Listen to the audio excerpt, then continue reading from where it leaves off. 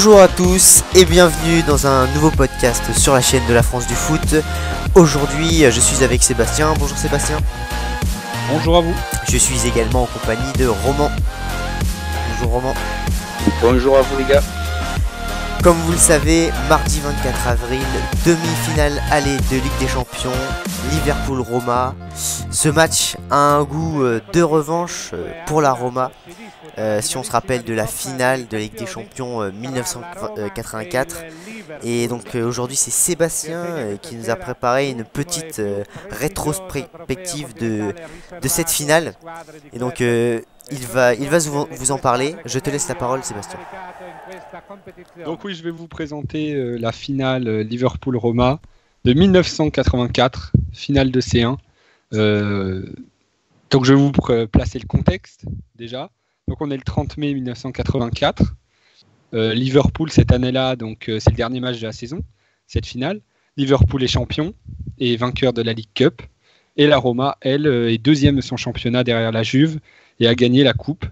Il faut savoir que Liverpool donc, est déjà 3 fois vainqueur de la C1 en 77, 78 et 81. Donc c'est vraiment une période très forte pour Liverpool cette décennie. Et la Roma, elle aussi, bon, elle n'a jamais remporté la C1.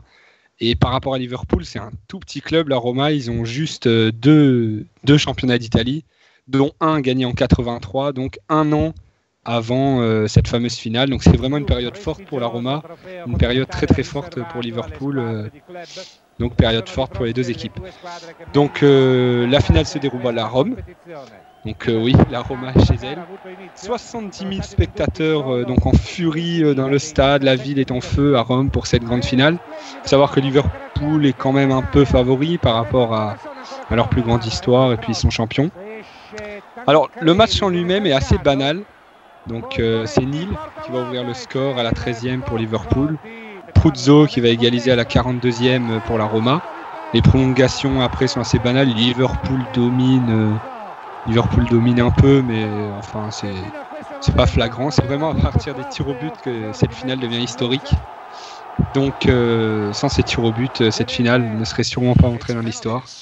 Et donc c'est un héros, Bruce Grobbelaert, j'espère que je le prononce bien, un gardien zimbabwéen, donc qui est réputé pour avoir un style excentrique et qui est à Liverpool depuis 1981, qui va être le grand héros de cette finale.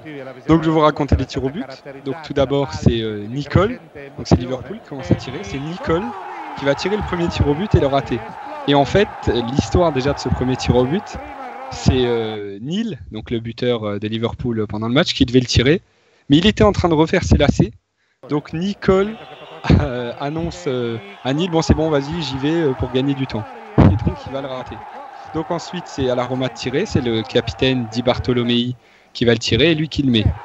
Ensuite donc Neil pour Liverpool vient tirer et lui met son tir au but, donc lui qui devait tirer en premier. Donc on est à 1 partout et Liverpool a un tir au but d'avance. C'est là que notre héros Bruce Grobbelaert va entrer en piste face à Conti. Donc il faut savoir Conti, le joueur de la Roma, c'est une star. Il est champion du monde 82 avec l'Italie, champion d'Italie en 83 donc avec la Roma. C'est vraiment une star, c'est une légende italienne. Et là, donc notre héros Bruce Grobbelaert, en fait, va faire style de manger le filet. Juste avant, il va faire le clown et faire style de manger le filet tel une spaghetti. Il dira après dans une interview, je suis à Rome, le plat national c'est les spaghettis, j'ai mangé le filet tel une spaghetti. Et là, ça va complètement déstabiliser Conti, donc une légende italienne. Hein. Il va complètement être déstabilisé et va mettre le ballon largement au-dessus. Ensuite, donc c'est à Liverpool de tirer par Soutness qui marque. Ensuite, la Roma par Righetti qui marque. Ensuite, Liverpool, donc Crush qui marque.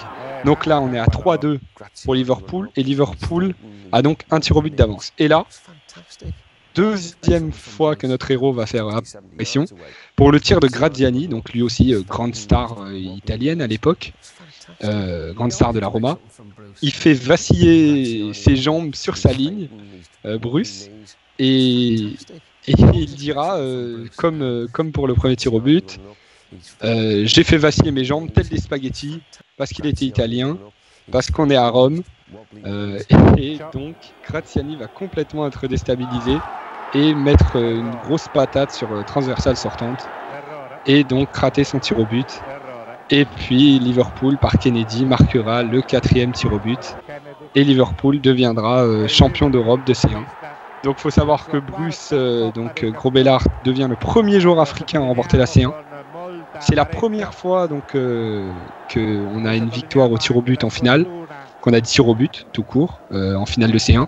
Et c'est la première fois qu'une équipe perd à domicile en finale de C1. Il faut savoir que c'est un véritable drame pour la Roma, pour toute la ville. C'est encore dans les mœurs aujourd'hui, perdre à domicile comme ça dans son stade. Ce match a tellement marqué cette ville, ce club, ses joueurs, ses supporters, que fait savoir que le 30 mai 1994, donc 10 ans après cette finale, le capitaine, le fameux Di Bartolomei, va se suicider dans sa maison. Donc 10 ans pile après, enfin, ça montre à quel point donc, cette défaite a marqué la ville de Rome et qu'on va beaucoup en entendre parler avant cette demi-finale et ça va être une vraie revanche pour la Roma. Merci Sébastien de nous avoir rappelé ce match mythique. Donc la Roma aura le droit à sa revanche, donc mardi à 20h45. Le match aller est à Anfield. Et donc vous deux, comment vous voyez ce match Roman, tu la vois comment cette confrontation? Donc là, c'est à Rome ou c'est à Liverpool juste? Le match aller est à Anfield et le match retour est à Rome. Mais moi je dis c'est tout bénef pour la Roma. Ils ont le retour à la maison. Je pense que le match aller va être très dur à supporter. Anfield c'est un sacré public, mais il y en a un sacré aussi à Rome. Et je pense que vraiment ils ont une carte à jouer je dirais pas se venger de ce qui s'est passé, mais je pense qu'ils ont, avec la Grinta, ils peuvent faire un bon résultat. Ok. C'est tout pour moi. Et toi Sébastien, tu la vois comment du coup cette confrontation? Moi, je vois un vrai match ouvert entre deux équipes qui veulent jouer au foot. Et donc, dans un match ouvert, je vois Liverpool plus fort que la Roma, avec de meilleures individualités. Voilà. Mais c'est un petit pronostic, mais je pense que ça va être serré. D'accord. Bah merci à vous deux et à Sébastien pour nous avoir replongé dans le contexte de cette finale de Ligue des Champions 1984. Et donc on verra bien qui ressortira vainqueur de cette double confrontation. Et je vous dis à la prochaine pour une nouvelle podcast sur la chaîne de la France du foot. Salut les gars. Salut. Bonsoir.